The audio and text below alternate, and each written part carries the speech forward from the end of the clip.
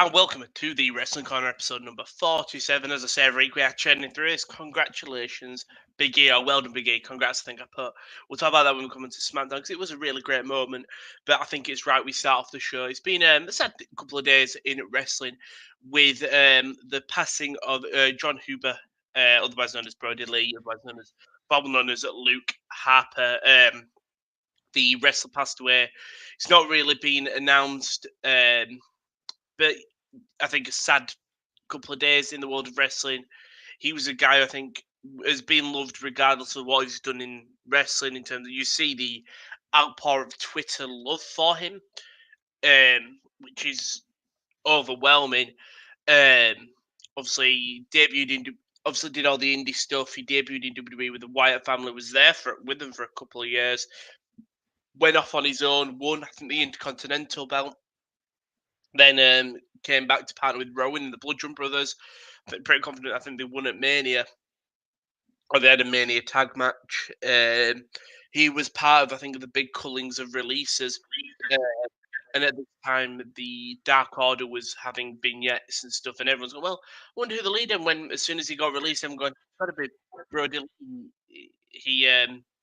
He fit the gimmick well, and he did. If you look at his AEW work, it was probably some of his best in his career. Um, he found a real good blend of this serious wrestler who can decimate in a ring. But then you look at the elite segments, the Dark Order took over that, and Brody Lee found a way to blend his comedy from being the elite, but take it seriously in the ring. Um, yeah, your thoughts, Simon? I think it was a shocking thing when we heard it. Yeah, you've probably summed it up well enough there. It was pretty. I couldn't believe it on Sunday morning. Well, it wasn't. It was only last podcast we were talking. I wonder where Brody Lee is. It must be like a knee injury or something. And then Yeah, well, I caught it out of the corner of my eye I saw something like wrestlers Lee 41, and I was I was just really confused, and then I looked into it properly, and yeah, like I don't know. so young. I mean, we were or more. I was speculating on air. I think just 2 weeks ago that he hadn't been on TV because maybe he was quarantining for Wrestle Kingdom. Like it was just so out of the blue. Yeah, I think. Do you know when like with wrestling where you don't know much what's going on in terms of just like. Do you know when a wrestler's out with an undisclosed injury? I think that's what we thought it was with. It was reportedly an ankle injury. Yeah, and then just out of nowhere, I'm pretty confident. I know a couple of wrestling YouTube channels have donated to lung cancer or something to do with lungs. So I think that's what he passed away with. But AEW came out with a statement saying, John Huber, 1979-2020. The only wrestling family is heartbroken. In an industry filled with good people, John Huber was exceptionally respected and beloved in every way. A fierce and captivating talent, a thoughtful mentor, and simple, very kind soul that slightly contradicted his persona as Mr. Brody Lee. John loves his wife Amanda and children Broder and Nolan was evident to all of us who were fortunate to spend time with him, and we send our love and support to his beautiful family today and always. John's popularity among his peers and influence on the wrestling world was worldwide and transcended AEW, so the loss will be felt by many for a long time. We're privileged at AEW to call John Huber a brother and friend and one of our own. I think one of the things that made the comment was, for once there was no wrestling divide. It was like Stephanie Moran tweeted hashtag Rip Bro Delete. They didn't try to create their own. It was just he's passed respect, and you've just I know up and down part of video of his best moments. He was incredible, wasn't he? Just in terms of a thinger, person and charismatic. I know Tony Khan um, on 12 hours ago said this Wednesday on Dynamite will celebrate the life of John Huber, Mr. Bradley, with a show including tributes and a special kind of matches dedicated to the Exalted One. This night is intended to honour John. This is also for Amanda and their sons, Broder, -1, and Nolan, obviously. If you've watched Being the Elite, Brody's son, John's son has appeared in these Being Elite. So Tony Khan has basically made a card with Brody's choice. So he just said, New Year's Smash will now take place across the first 2 weeks of 2021 on January 6th and January 13th. I'll now scout for this week's Dynamite in celebration of Brody Lee's life. Thank you to all who shared our love. And so it said, Manus One's favourite tag team for one night only. Cody Rhodes, Orange Cassidy, and 10 versus Team Taz. The Young Bucks and Colt Cabana versus Matt Hardy and the Private Party. Hangman, Silver, and Reynolds versus MJF, Santana, and Ortiz. Anna, Jay, and Tanara Conte versus Britt Baker and Penelope Ford.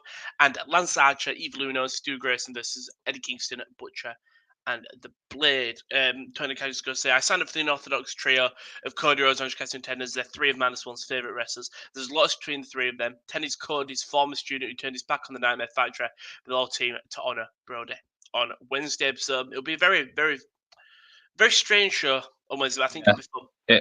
It'll be an odd show, but it'll just be like a big house show, really. You know, it'll be like, obviously you'll get people working heel and face, but it's just going to be, you know, just like one big celebration, really. Yeah.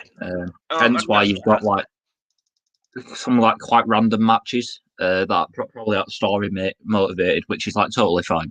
Yeah, I mean, for once you can excuse it. Yeah, this might sound like it's the wrong thing to say, and it's not meant to come across that way. But I'm fascinated to see what kind of rating the show pulls. It'll be very interesting. Yeah, whether it will pull more than normal, whether it'll hit 1 million, or whether people will be put off by it and go watch NXT because it's not New Year's Smash or whatever. And not that positive and stuff. Yeah, you know what I mean. Though obviously, like the ratings ultimately don't matter in the slightest, but if it could be like, I just think I think it'd be really nice if it hit 1 million. Oh, so would I, especially. It'd be the perfect way to sort of cap it off. And obviously, last night on Raw, they did the thing. I was surprised they didn't do the 10 bell salute. Obviously, I know that he wasn't like a legend in the company, but for someone who's still so so recent, I would have thought they might have done it. But they did the typical image they put, and then throughout the show there was so many references. You had Ricochet hitting a clothesline, a discus clothesline as well. You had Xavier Woods hitting the clothesline, and Tom Phillips going, yeah. It was nice to see the love. And we'll talk more about sort of his favourite matches at the end of the show. But just got to remember that he was a great wrestler. Yeah, totally. Like that. That's just really hitting his peak and getting into his stride. Mental, yeah. I think he'd had like 10 or 12 AEW matches. And he'd faced the big names, you know, Cody, Moxley.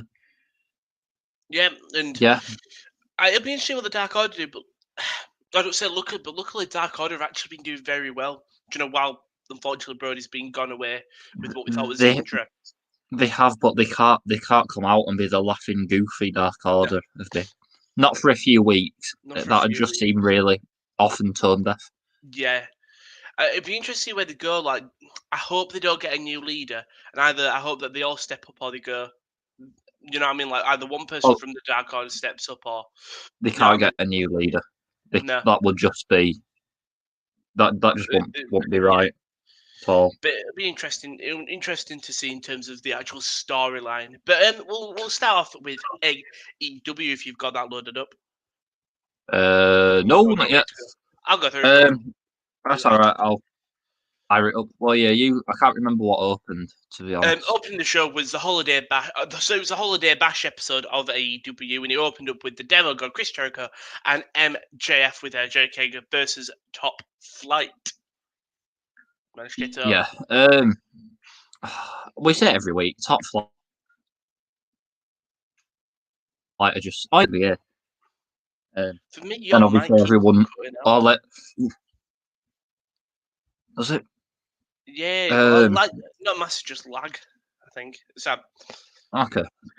Well, yeah, because it was the one where they opened with Jericho won it, and all the NBA fans were like, you know, who is this fat guy? Jericho's still going, you know. I don't think it was the one to open up with. I don't know. I know Jericho's the name. People recognise him. He's one of the only names for the entire thing. I think they should have opened with.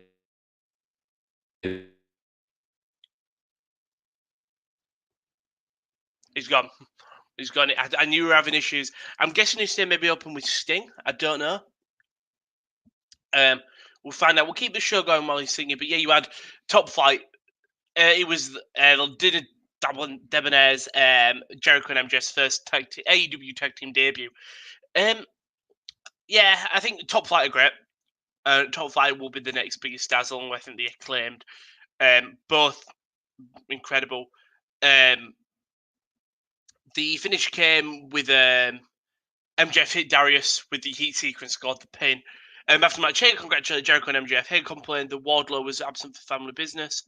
It's obvious we don't see eye to eye to live next week. Dynamite Hager versus Wardlow, which is great. Obviously, no Wardlow obviously had family issues, which is fine enough, especially after everything that's gone on. But yeah, no Wardlow this week. Sorry, I'm just getting comfortable in my chair. So yeah, we've got that next week. That'll be a big boy match. For sure. I'm trying to track out to see Simon can get you. We had the interview with Sting, and right. I'm glad that he's not the thing, but the problem is you're just bringing out Sting. He says basically, the problem I'm saying. I've come full circle. I'm back in the jungle on TNT, and I'm glad to see the jungle is still intact. It's thriving and alive, and I can be part of it. I love it, Tony. A lot of people have been asking around the world on social media, so why are you here? Asked Tony Schiavone, as he and Sting noticed Darby Allin sitting in the bleachers. Pardon me. Sting, Tony, that's a pretty deep question. So when I think about an answer to that question, I go back in time. And I remember when I was looking for the break, and I was watching the match. It's one of the greatest of all time. We were peeking through the curtains, and I'm talking about one of the greatest ever, the American Dream, Dusty Rhodes. And because just then the conversation we had when we were watching the match, he said, Stinger, baby, we're going to put some colour on your face. We're going to put some colour on your ties, colour on your boots. I want you to glow in the dark, baby. My accent's awful, but and then I'm going to put you with the Nature Boy Ric Flair. We're going to get funky like a monkey, if you will. And I'll never get those words because it wasn't like just told me these words. I was wrestling one of the greatest of all time, Nature Boy Ric Flair, in the main event matches. So you fast forward all these years later, I'm going to see Cody in the ring, Dusty's offspring. I don't know. I can't describe it. I guess I couldn't stay awake. I had to be part of AEW. And what Cody was doing right here, leading the charge, I want to be part of it. The fans started chanting, welcome home. Sting continued, regarding Darby. Taz comes out. Team Taz. There you go. That's for Simon. And Team Taz comes out and interrupts Sting. We've got Simon back into Sting, saying, let's stop all of this. Even though it's very emotional, if I could steal a cliche, Sting, what are you saying? I guess we'll bring a tear to a glass eye. I've known you for a long time, and anyone knows you knows that Sting is about Sting. And part of that is because if that jabroni Schiavone building you up for years, I'm sick of that SHIT. We're back.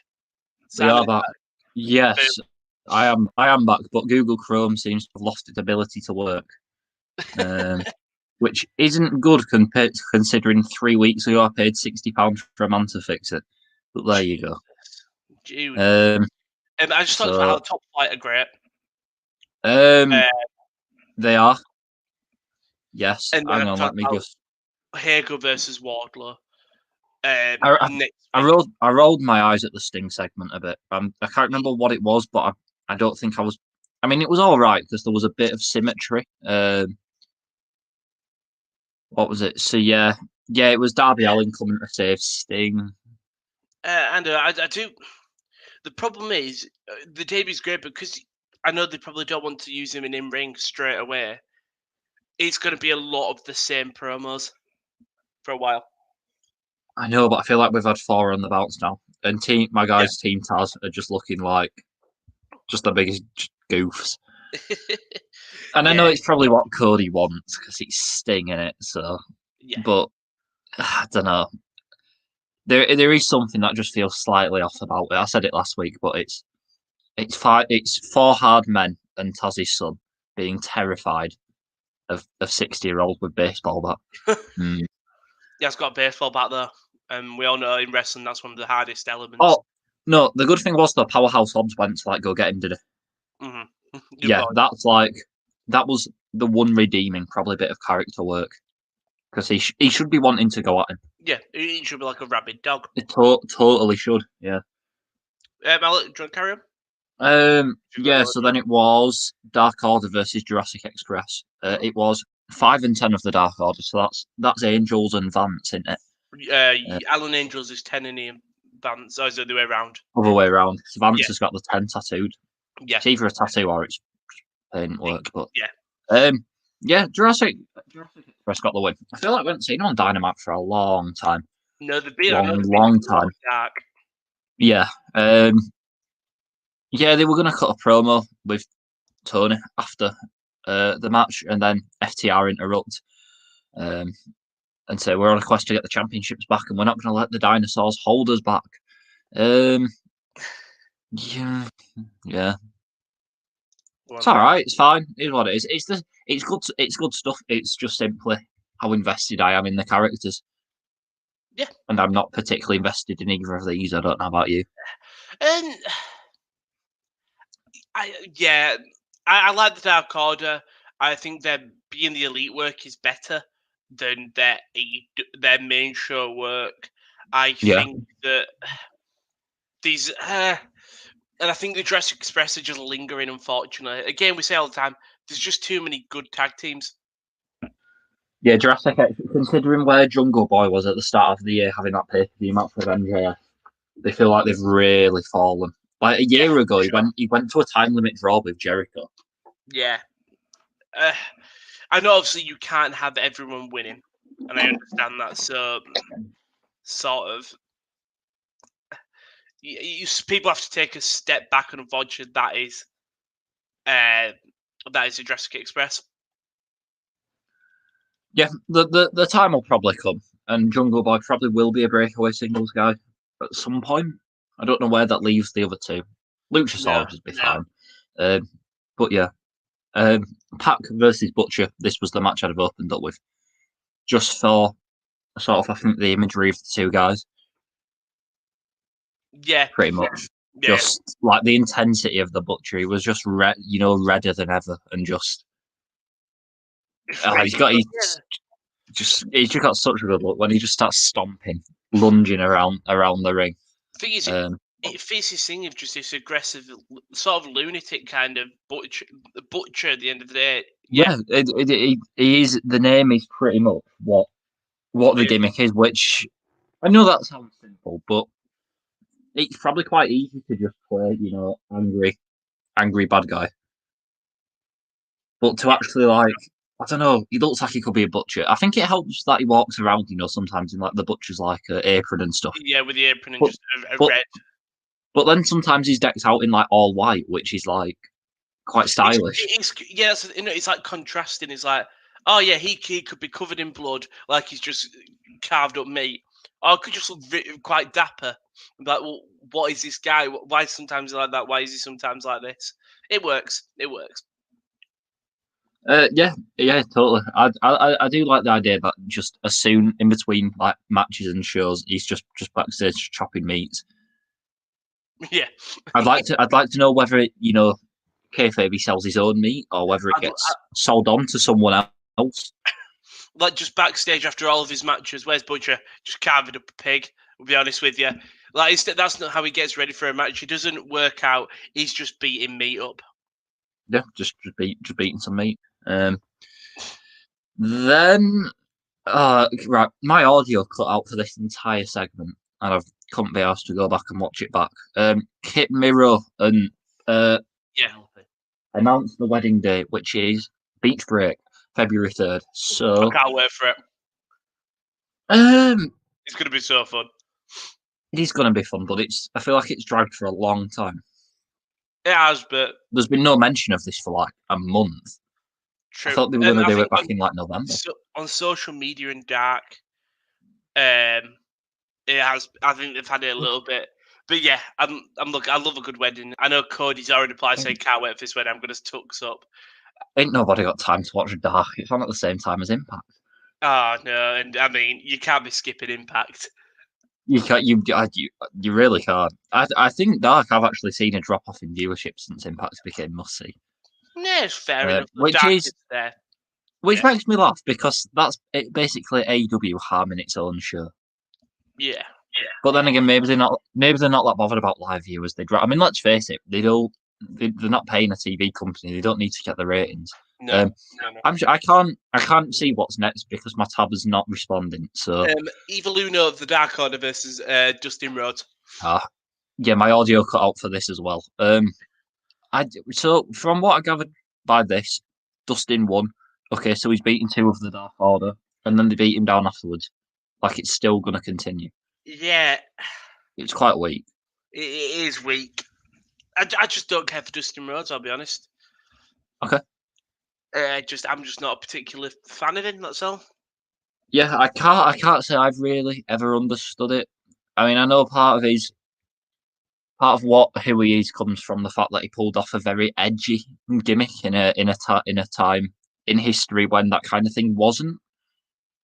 Whereas my first exposure to Goldust and therefore Dustin Rhodes was just goofy guy on like main event and superstars. No, but Goldust, You know, like for me, basically was just Cody. haha, look at this guy. He likes to dress up. Nah, Cody and Goldust versus the Shield. Oh yeah, that was his like. That's by far the best I've seen of him. And it's strange to say I'm not into Dustin Rhodes because obviously him and Cody had that like legit match of the year last year. Yeah. But you could say he's dropped off, but then again, you could also say he's like 50. So he's like he don't need to be doing too much. OAP, not AOP. That's Authors AOP. of Pain. He's a member of Authors of Pain. He's the 3rd member. Wonder where they are. Their non-competes have expired, so they could show up anywhere. Oh, they don't strike me as New Japan guys. They don't, but they strike me as AEW guys. They can't have any more. You don't. Do they have though like a big tag team? I'm going to say Butcher and the Blade, but it's only the Butcher. Do they? I just feel like they can't have another form of WWE people. I know what you mean. But I feel like Impact can't have them either because Impact have got Triple XL, whose entire gimmick is they're big. But then again, Larry D's in jail, so maybe they can find room. And Hikaru Shida versus Alex Garcia. One squash match, and then so Shida wins. Abaddon comes out. See me having to close this down. Abaddon's great. Abaddon she is. When she came down, pulled a Shayna Baszler on Becky Lynch from back in like March, and she just sold it like she'd like it was a neck injury, not like someone's just taken a chunk out. Well, do you know what I mean? A neck, in fairness, but yeah, I know what you mean. Yeah, but there was no horror. It was like, you know, what a bad injury. Hopefully, I'll get it fixed when I go to the back. Yeah, like the doctor's just gonna right. We need a piece of skin. We'll just it don't matter that someone's just tried to eat me. Doc Sampson's got it under control. We love Doc Sampson.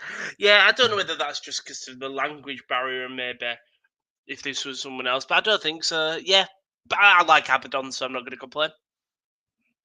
Yeah, I'm gonna leave and come back out because my tab didn't respond. That's fine. I'll talk about the main event, which is the Acclaimed. Cool. Max Caster and Anthony Bowens versus the Young Bucks. Just a great match. Again, we talked about the two new tag teams that have come into AEW, Top Flight and the Acclaimed. Both are going to be. I think they're going to be the new biggest stars of AEW in like 3 years, 4 years. They'll be great. When you go toe to toe with the Young Bucks and you don't feel like you are out of place. That's what you want. The finish came. Bowens and Caster tried to sell Nick. There's 2 Simons. Is there? There was 2 of you. Look, sorry. Double Mr. Iguana. Double Mr. Iguana. I'm changing back to the swingman actually. Mr. Iguana season's over. He only appears when he's needed. Bowens and Caster tried to set up Nick with the Acclaim to fame finisher on the Undertaker. Perhaps, but Nick escaped. Matt powerbombed Bowens through the timekeeper's table. Nick superkicked Caster. The Bucks isolated Max Caster. Blasted him with the B in the Elite trigger. And then Matt pinned Caster.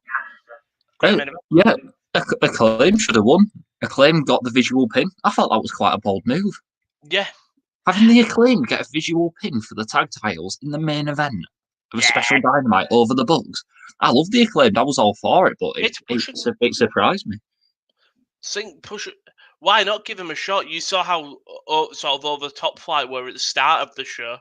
Why not do it with the other tag team just to see if these two could work together in terms of like a couple of years, have them two as your main event tag teams? I think it could work fine. And the Acclaimed. Top Flight. Yeah. Oh, well, Echo. Echo's gone. Yeah, the Acclaimed are just. They both bring something different. I feel like Bowens is better in the ring, but Caster's got a bit more charisma. Yeah, I think we say about a lot of tag teams. Street Profits come to mind where we say they both have got something different. Where I think Montez really has got that personality, and Angelo Dawkins has got that gritty style. The New Day again, I feel like Kofi's better in the ring, but Xavier's got that personality. Profits do bring something different, but I still feel like Montez Ford's got more charisma and better in the ring.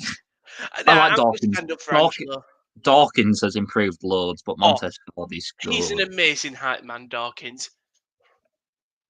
That's why he's amazing in his tag team, because he can just hype Montez up. Yeah. Together, they're so well suited. So well suited. I'm just happy he got something to do because Dawkins has been around for so long. He has. It was when you look back at that old NXT picture and he's one of the guys there. I'm like, Jesus, he's been around for so long. The curse of greatness, Angelo Dawkins. You remember that? AEW? No, I don't have a clue. Yeah, you remember that when he was he was given the curse of greatness when he was a single star. That was his thing. That was his gimmick. It was quite good, to be fair. That was Dynamite. Yeah, it was quite good. Yeah, all right. We've got next week's shows to look forward to. The dedication episode where we're going to see some. Yeah, it's going to be hard to review, is that? Because nothing's going to be bad, but nothing's going to be groundbreaking. Yeah, I feel like I can't say, "Oh, it was awful match," because you know what I mean. But it's just going to be nice. We'll find, you know. So yeah, it's just remember. It's like when thingy. It was when a big thing died, and it was like the Intercontinental match for Bob Backlund. I couldn't shit on it because it wasn't like it didn't mean anything. It was just it's in memory of him. Fair enough. Yeah. But we'll move on to NXT. The tag team champions Oni Logan and Danny Burch defeated Killian Dane and Drake Maverick in a street fight. Really good match. Again, you've still got this Maverick and Dane working together. A bit unfortunate. I think one thing I like about the story is Maverick couldn't really get it done when Dane was basically took out from the match through the table. And I think that's how this story got. We saw it, how it worked when Drake got fired and then he brought back with the cruiserweight stuff. I feel like this is how they're going to go away in terms of they get the wins, but it's only Dane. And when Maverick is left by himself, he can't do it. And that's when the payoff comes. Because I think, Ben, we talked about it the other week. The tag team depth in NXT is actually quite good. It's more, they all don't feel like big stars. So if you they all feel at the same level, and that level is lower than where they should be. Yeah. So just keep on building them up. I think it's probably one taker of a year where the tag team match steals the show. Was it this year? Was it Era, Locke and Burch at the start, which had an incredible? Or was it last year? Every year I feel like there's been a tag team match on the card where it's gone, wow, that was incredible. And for me, currently now I don't see it. In a couple of months, a lot of them are built up. I think they're sorted for that. Isaiah Swerve Scott defeated Jake Atlas. It's 50-50 booking, innit? I'm pretty confident didn't Atlas beat Swerve Scott last week. I don't know if he's here. He's not. But I think it's 50-50 booking, and I know he's trying to create a bit more character from Jake Atlas, but could have gone anyone else, maybe. Rhea Ripley defeated Dakota Kai. Rhea's great. I'm just worried where she goes from. Simon's gone again. I'm worried where Rhea goes, but it's all about Raquel Gonzalez in this as well. Separating these two behemoths. Bronson Reed returns defeating Ashanti the Adonis. Not much to say. You had a very Gargano Christmas, which was great. They are the way amazing. Love them. They could be a really good thing. Shiley and Boa had another promo of their training. Very good as well. Velveteen Dream returns. Ooh. Who cares anymore? That is quite sad. It is, isn't it? But I did feel the same level of indifference. Leon Ruff defeated Timmy Thatcher. This was after a distraction from Tommy Champs. Ciampa then after basically hit Thatcher with a Willow's Bell and challenged him to a match at NXT's Fight Pit. I mean, what were your thoughts on that returning? The Fight Pit, is that what they did with Matt Riddle? Yep. It was quite good, really, wasn't it? The visual. It's been long enough since they last did it. I think they do it back in like August or September or something. August last year, yeah. August, yeah. It's been a while. Yeah, good. Look, it's something to mass. Our main problem with Tommaso Ciampa is he's done everything. Well, he's not done the Fight Pit, has he? So, I guess on that basis you've got to give it a thumbs up. Pardon? Your audio. I guess on that basis you've got to give it a thumbs up. Yeah. 100%. Tyler Russ defeated Arya Daivari. Tyler Russ obviously under the management of Malcolm Bivens. Good win. Daivari don't need anything. Fair play. Yeah. I'm not the biggest fan of Daivari, but he's a 205 guy, so of course I'm going to stick up for him. I still don't know who Tyler Russ is. Exactly. That's why he's got Bivens to make you know him. I know, but I don't know. There's not been anything. It amazes me because NXT and WWE in general do such a good job at introducing people. When they've got a new character, they give them so many video packages, and they usually give them video packages for too long, to the point where you start to lose interest. Obviously, Emelina being the main example, and they've just not done that with Tyler Russ. They've gone the complete opposite way. Yeah. Yeah, he's good. He's good. I quite like him, but there's no reason for me to be bothered. Yeah. I understand where you're coming from. We've had a comment from David who says, "Afternoon, Shag. Good Christmas, lad." Yeah, good Christmas. Oh, afternoon. Yeah, right. Good Christmas. Yeah. It was all right. It wasn't it? It met the best of the situation. Yeah. But the main event of NXT was Adam Cole defeating Velveteen Dream. Who cares? It's Dream. Do you not care? You're the resident NXT guy. It's Adam Cole in a main event. Do you not care? I care for Adam Cole. I don't care for his opponent. I really have gone off Dream a couple of years ago.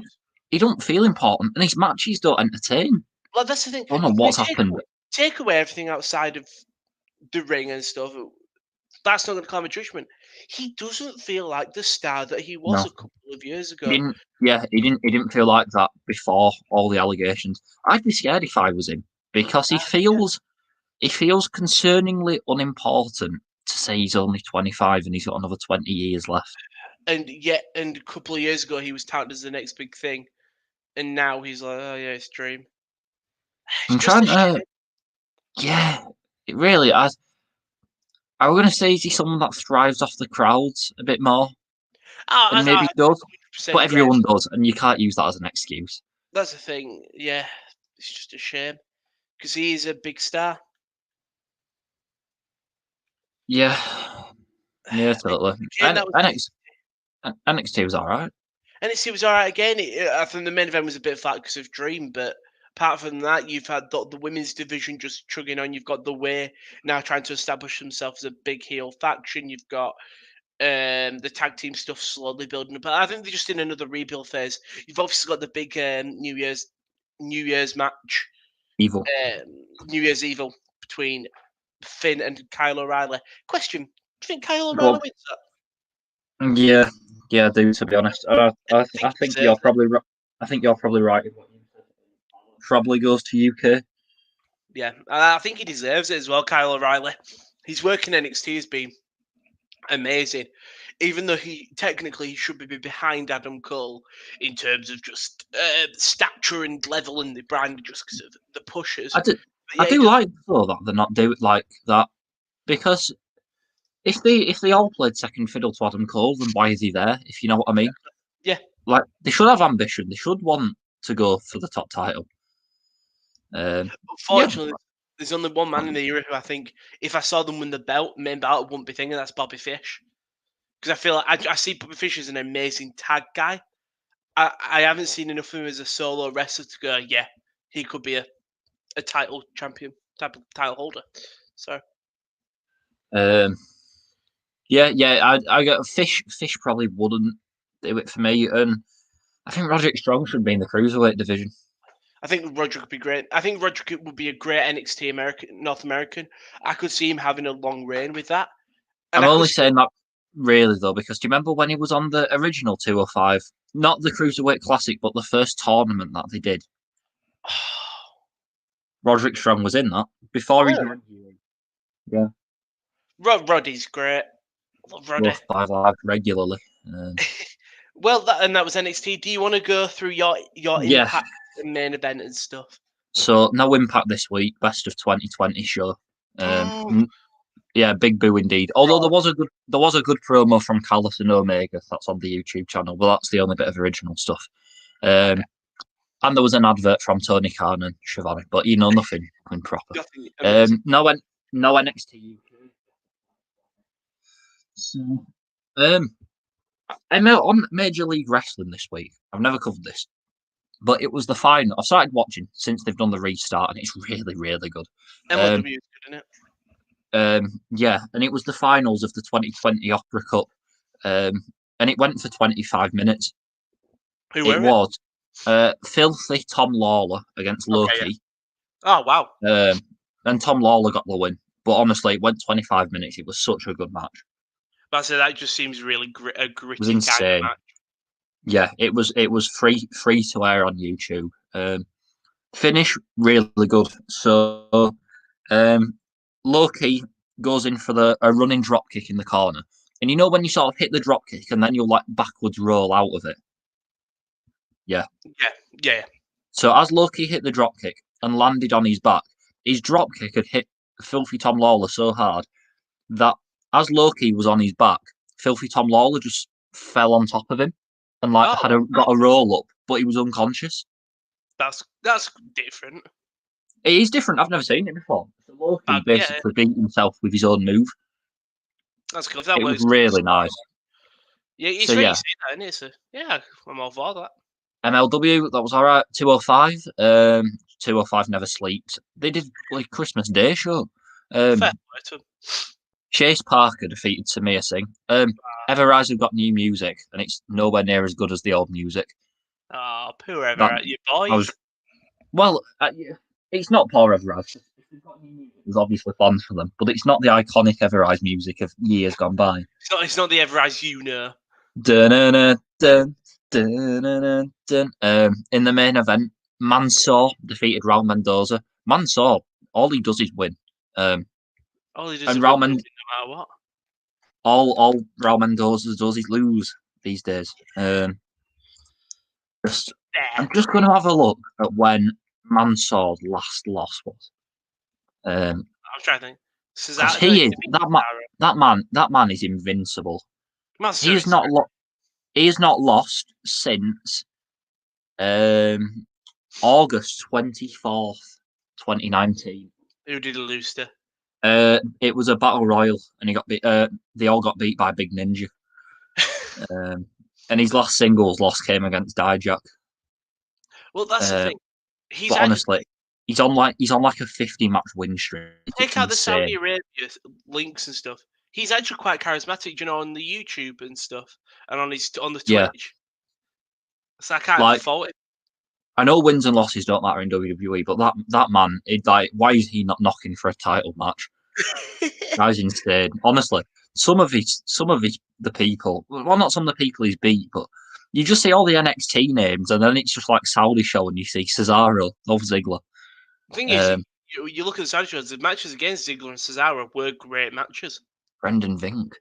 Yeah, they were. Well, it's no coincidence that they put him in there with, obviously, not that he needs it, but someone who can really make him look good.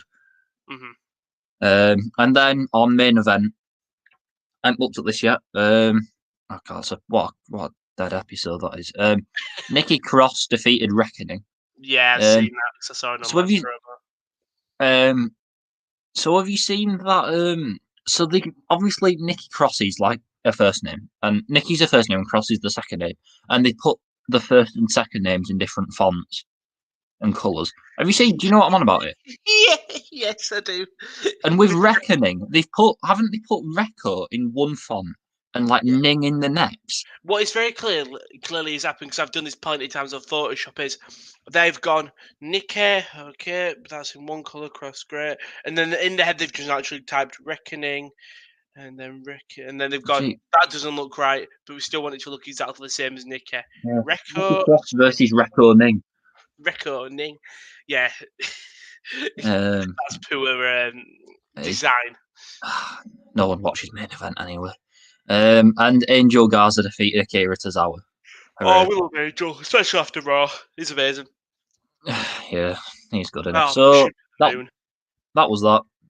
If you only watch one thing, let it be the MLW Fusion match. Yeah.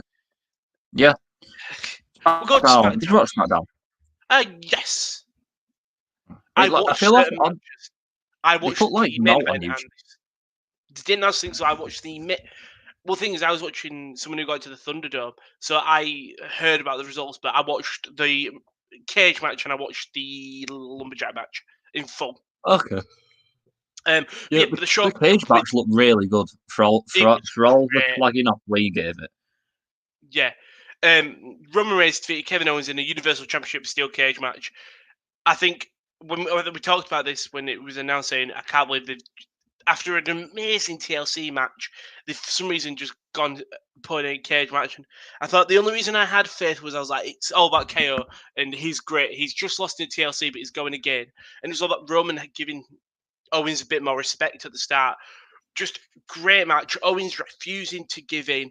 Roman saying, fine, you want me to do it? Kept just being more vicious, not giving KO a break. And then all of a sudden, KO just hits a stunner. And I was like, oh, wow. KO could have done this. Hits a stunner, Reigns is down. He goes to escape the cage. Jey Uso stops him, handcuffs him to the steel rungs.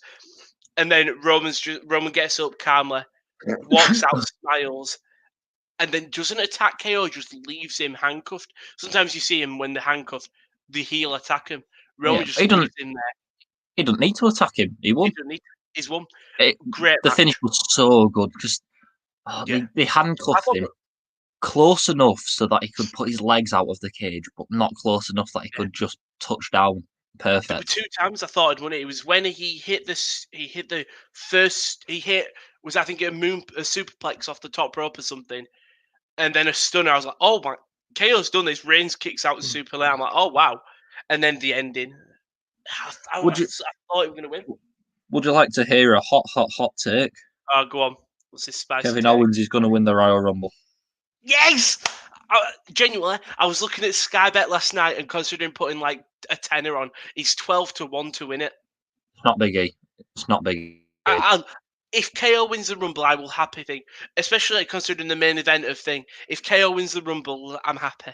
I'm very Kevin happy. Owens has done so much in this past week that take a bit of a break, take a month off, go to the Rumble, win the Rumble, have Reigns beat Goldberg at a Saudi show in February if they can go. Mm-hmm. Put that one to bed. Reigns versus Owens at Mania. No, I'd like it if Owens wins the Rumble. Goldberg comes along and says, I want your opportunity. Oh, Owens beats Goldberg and gets revenge for the Universal title 3. Exactly. Oh, it writes itself. It writes itself. And then it's KO beating him, keeping it, being that the babyface who won't give in. He goes, yeah, Alex said the match beats Goldberg, beats Reigns at Mania. It's very, I think it's easy booking in terms of the babyface beats everything, but he just works for KO. Lost in TLC, lost in Steel Cage, finally wins the Rumble. Yeah. You can't miss. Yeah, totally. Come on, KO. It's my boy. I love him. I can't imagine. I've been, as well, just, I've been so nondescript on Kevin Owens now for a couple of years. And I think this is it. This feels like it's the right time. For sure. He feels like he's hot again. He feels like he's in the right sort of zone. It feels to like be he's put back in that scene. Who am I talking to? We at KD yesterday. Because I'm back at uni. I think I was talking to KD, and I was saying I'd be all for KO. I was thinking like Brian comes in at like number 1 and 2 because he's already announced. Brian goes long. KO comes in at like 10, and KO and Brian are the final 2 men. Because I think you rarely see a Rumble where two early people, the final 2. It's normally a guy who's early on in the match, and then someone who's coming at 25 plus. He's a million miles away from the odd. Not a million miles away, but there's a good chunk of guys ahead of him. They've got Drew winning the run at 12-1. How would Drew? I think because when they do their bets, it is always just put the I'll tell you, champions in. at 8-1 here, I think Lesnar's a hell of a shout. You put that's like £2 on that. Like, let's say you had a 10 and you was going to put bets on Rumble. Keith Lee, he's the favourite. He is, and it's a really open one this year. If you no were a clear winner. gambling man, I would put £1 on Grant Holt. Right at the bottom at 200-1. It's when you look at it's Vince McMahon at 250-1, Grant Holt, then Tajiri, Mason, Ryan at 150. I'd love to know who makes some of these odds. They've got Jericho at the same odds as like Montez Ford. Listen, they've got Ambrose, Jericho, Rowan, Rusev, who were not even in the company. Xavier Woods is 66-1, 50-1. Sorry, yeah, Apollo Crews is higher. Conor McGregor's there. Oh god, there's so many. There's some silly names in amongst that. In fact, Tyson Fury. The fact Tyson Fury is more likely to win a Rumble than Aleister Black is. I am pissed off that Titus O'Neil isn't there. Criminal. Where's Titus? He's not even on there. I like how they're not even offering odds on Bo Dallas. Also, a question. I know this is a bit out of the blue and it's to do with Raw. Has someone ever cashed in their Money in the Bank in a Royal Rumble? Do you remember 2016 when it was for the belt? I think Ambrose won or Triple H won.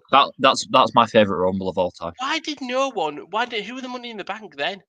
Or was it already gone? 2016 Corbin. Who had it in 2016? Who won it in 2015? Was it Corbin? No, Corbin won the 2016 one. 2015 was Sheamus. This is when he cashed in. He cashed it in at TLC, so he had already done it. It would have been the best time for someone to cash in. Yeah. Oh my god, I've just seen the commentary team for thingy. Michael Cole, JBL, and Jerry Lawler. Oh, the classic, the lads. The pre-show panel replace Jerry with Booker T, and you've got my favourite Duke of 3. Well, the pre-show panel had 3 future Raw commentators of Renee Young, Corey Graves, and Byron, and then Booker T.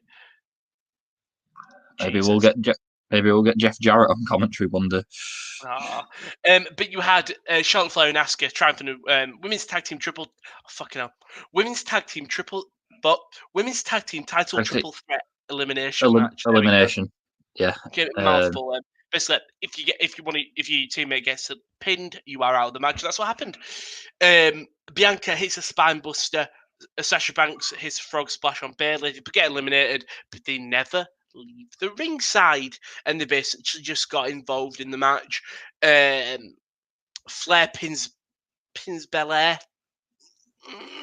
with the natural selection, but I understand because Sasha's the champ. But yeah, don't book it. Belair, not Bianca. Don't book it. No, you know what? The thing is, I wouldn't be pissed if it was Asuka pinning Bianca. It's Charlotte. I'm like, no, it's Charlotte. Anyone but Charlotte. Have you had enough of Charlotte Flair already after a week? Yes. I mean, she was on. Not only was she on TLC and Raw on SmackDown, she was on Raw Talk and Talking Smack. She's everywhere. I don't believe it. She can't be stopped. The Charlotte Flair train doesn't stop. Who have Sky Bet got in the mix for the Rumble? Have you got to load it up? Xia Li at 100-1. Gianna Peraza. Sarah Logan, she's pregnant, man. She's gonna wrestle. I don't know who makes these odds. I'm looking at the ongoing specials for the Universal Champion after Roman Reigns. Do you know who's the favourite? It's Brian, but that's probably just because of the Talking Smack stuff. Yeah. Who's, by the way, the highest odds is Stephanie McMahon, 150 to 1. You won't be. Who's in there who's got a shout? Shayna maybe at 10 to 1. Deonna Purrazzo, apparently. Would you say out of them, probably Shayna's the best bet? At 10 to like make money. Yeah, possibly. I might put a bet on for that. You should never bet on wrestling, but no, you shouldn't. I learned that lesson long ago. Brian, I just used to put an accumulator on for each pay-per-view, and I never won one. Yeah, Brian, Big James, so good. I thought they'd left this story. I thought they'd just forgotten about it and shoved it to the side. Yeah, and they didn't. They didn't just have a match either. They met on the ramp and stuff. Yeah, backstage brawl. I love it when things make sense. Yeah, great. And then we had the most feel good match. Loved it. So it's a Big E pinned Sami in the 8-man tag team match at TLC. He got him the right to challenge Sami in a lumberjack match. It was your typical lumberjack match. It was got thrown outside, heels attacking the face. The face is trying to get the heel back in the match. Sami looks like he's escaped. Apollo Crews with the wheels catches up Sami Zayn. They throw him in the match. Big ending. Big E wins. Amazing. They lift him up. He's the guy for me. We talk about when Kofi was the first one who was like, he needs to win the belt to really cement himself. Big E's the next one for me. On that main I think it goes KO to win the belt next, and I think Big E's got to be around there. Let him have the Intercontinental for like 6 months or something. Who was KB and I was saying, I'd love it if before the Rumble match, we got a little backstage promo of Adam Pearce talking to Big E. And then number 30 comes out as Big E without the belt. And whoever's on the thing, or Cole just goes, and it's Big E. He hasn't got the belt with him. I've just got a confirmation from Adam Pearce. Big E is basically cashed in his Intercontinental belt at the Chancellor of the Rumble win. Oh, it's not the X Division title. It's not, but he doesn't win the Rumble. Then he's got himself questioning. He picks up a win he's not on the pay-per-view next one. At Mania, he's on the pay-per-view on like the pre-show. It's awful. Money in the Bank, he wins it. Because then it's different from Kofi. Okay. And he'll be like a Cena, where he schedules the matches. The good thing is about SmackDown is there's so many names that we all want to see just defeat Roman. And that's what it's not like we hate Roman at all. Is it the best? It's the best it's been since Prime 2016. Yeah, from like early draft. Kofi Mania is still the best story they have ever done, but that was one storyline and not the entire show. No, the entire show. This is probably peak since Ambrose champion in draft. Yeah. Speaking of peak, let's move on to Monday Night Raw. Yeah. You probably watch. I've only watched the YouTube stuff, so for me, I've only watched the YouTube stuff. Thank God. Keith Lee defeats Sheamus, so the match was set up. Drew's out, cutting a promo. He opens the show with "It's Monday." You know what that means. And then, what's it called? Sheamus and Keith Lee come out. Basically, they get a war of words. Drew says, "Fine, you two are having a match again. Whoever wins against you two is having a match on Raw Legends night next week." Raw Legends night. Oh god, is that next week? Can't wait. It's Raw Legends night. Can't wait for legends such as Tori Wilson. Have you seen the promo that they did? Wait for what? Where they go the VT advertising it, where they're like, join us next week, where we'll have Hulk Hogan, Ric Flair, and Tori Wilson. Yeah, big show. You got the big show. You got Alicia Fox. Well, I'm not. No. Big show. Anyway, Keith Lee picks up the win with the Spirit Bomb. Love that.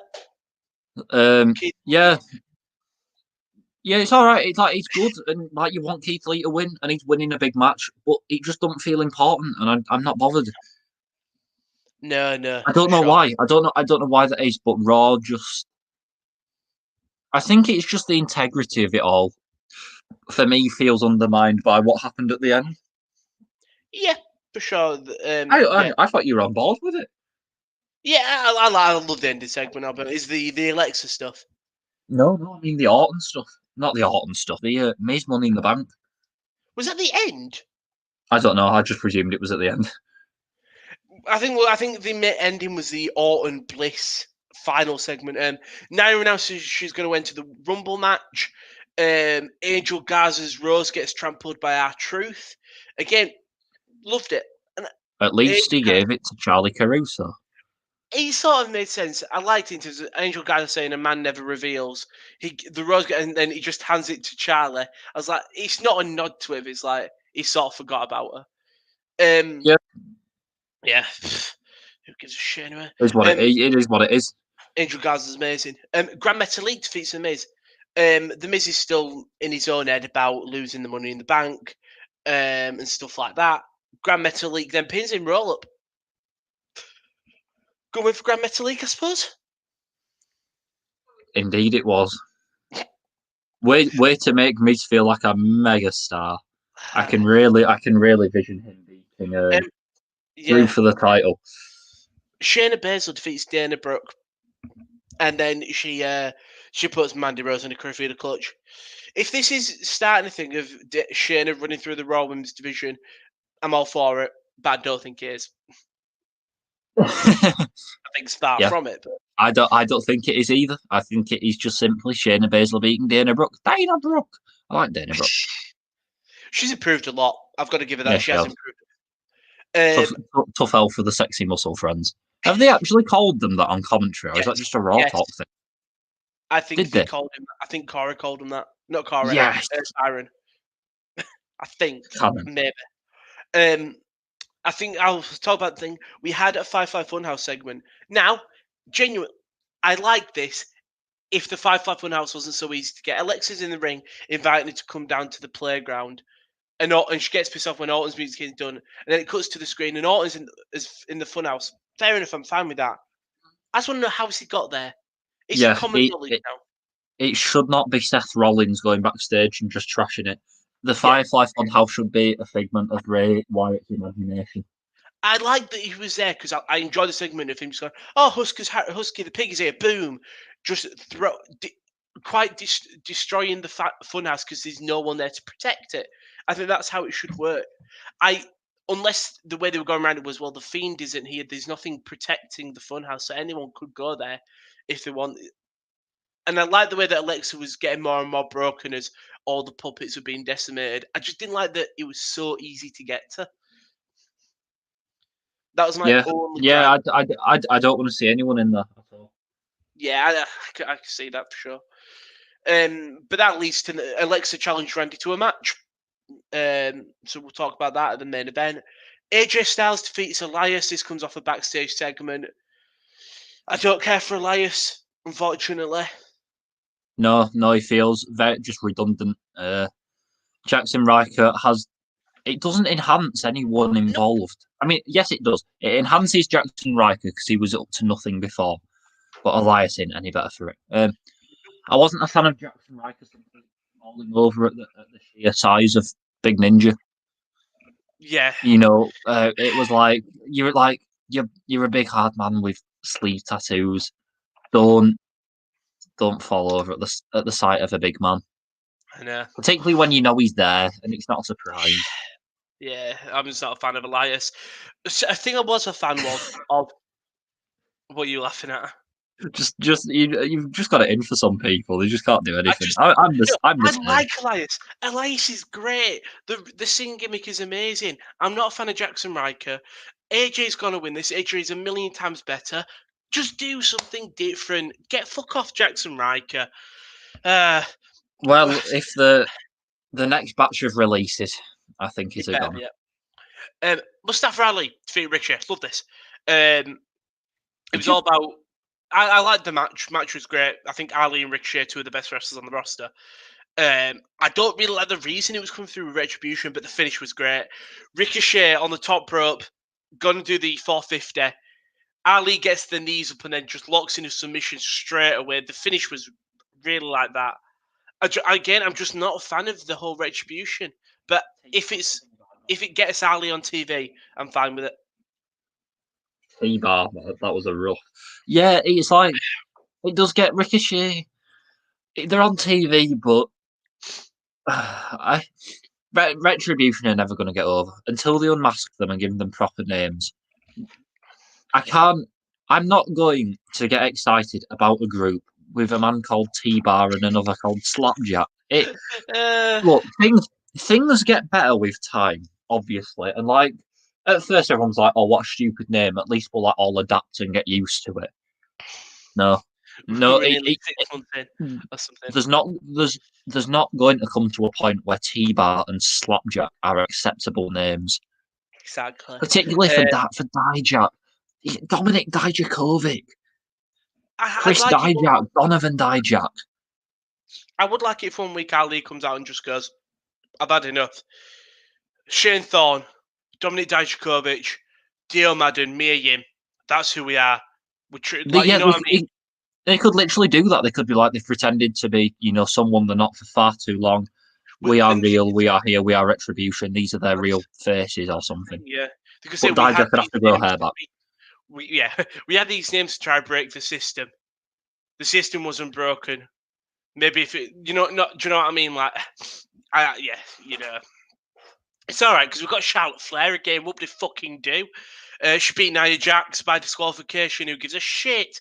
The Hurt Business defeated the New Day, Jeff Hardy and Riddle. Wow. I don't care. She's been back 8 days. Charlotte's great. She's great, and she doesn't deserve the hate she gets, especially from me, because I know she cares about that. But she has got 4 wins though, hasn't she? In 8 days, 4 wins. Just have her on Raw. That is it. I know it's because you put the belts on her. That is the problem, because she's now going to be on SmackDown as well. I'm already fed up with her, and it's been 8 days. Yeah. The Hurt Business defeated the New Day, Jeff Hardy and Riddle and 8-man tag team match. Good match again. I enjoyed this. Yeah. All 8 men in this match are good. Seeing that they've trademarked the Hardy Bros. Wait, are they still calling themselves the Hardy Bros? Yep, they've trademarked it. What, officially? WWE have actually done that? Yep.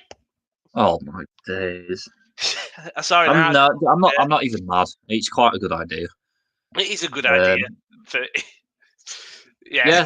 I'm actually everyone just looked really good. It felt a lot fresher than the standard Hurt Business New Day format. Yeah. It just felt like it had just a bit of new blood in it, which is strange because I wasn't feeling Hurt Business versus Riddle and Hardy last week, but put them all together. It's fair enough. Everyone has fun.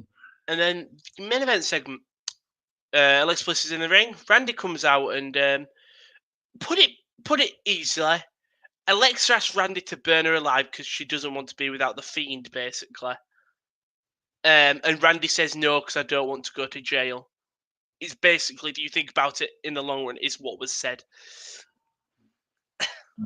They should do what Tommy Dreamer did then and make a match. Loser goes to jail.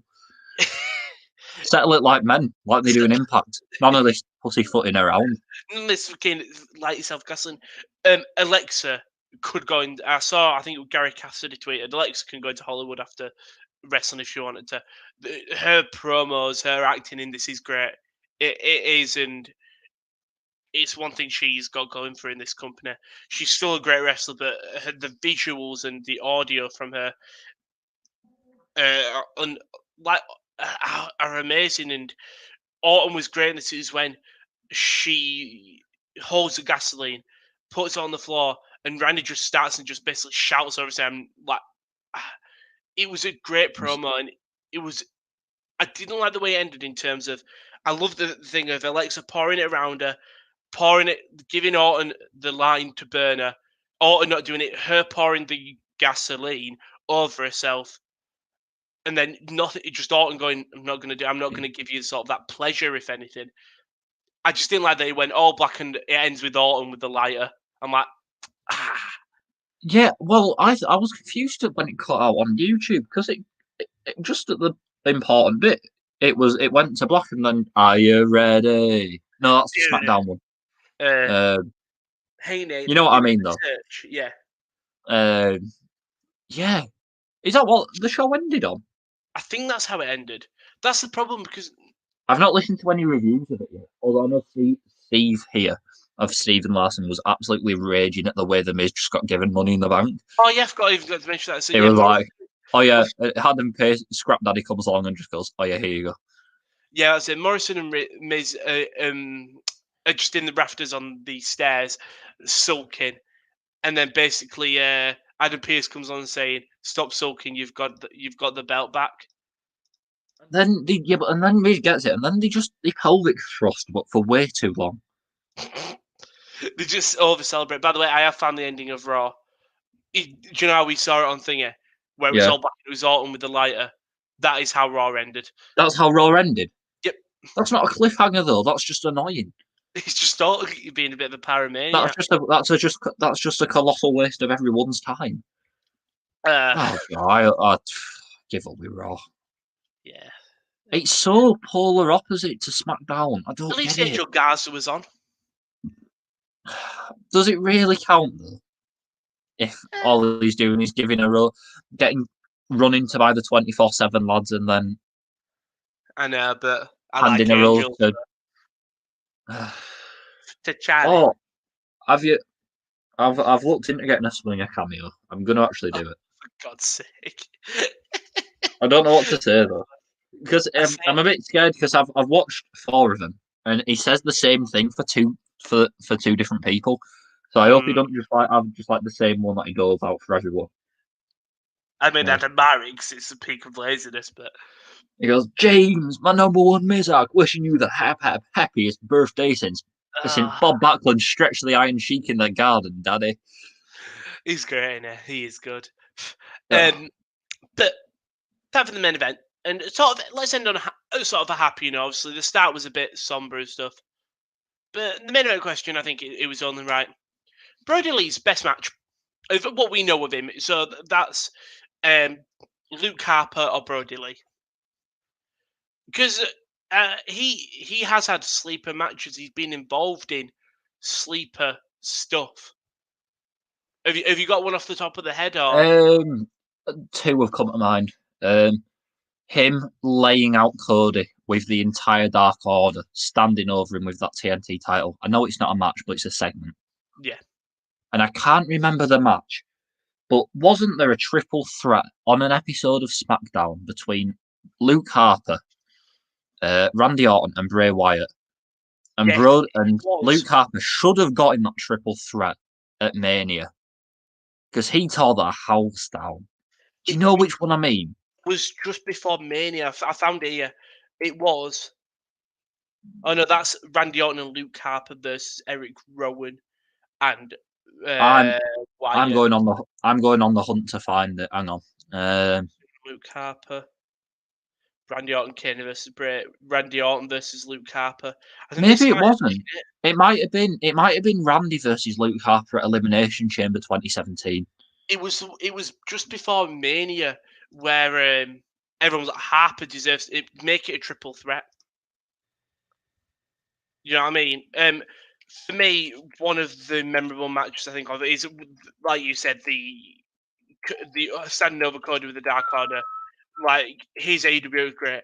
For me, it was against it was Dolph Ziggler in a ladder match at TLC, and for me that match was great. Yeah, there was a period of time when it was just sort of in that IC title mid card scene, and he was just smashing it. But him versus Dolph Ziggler in a ladder match was great. I think Ziggler wins. He did. Oh, I got another one as well.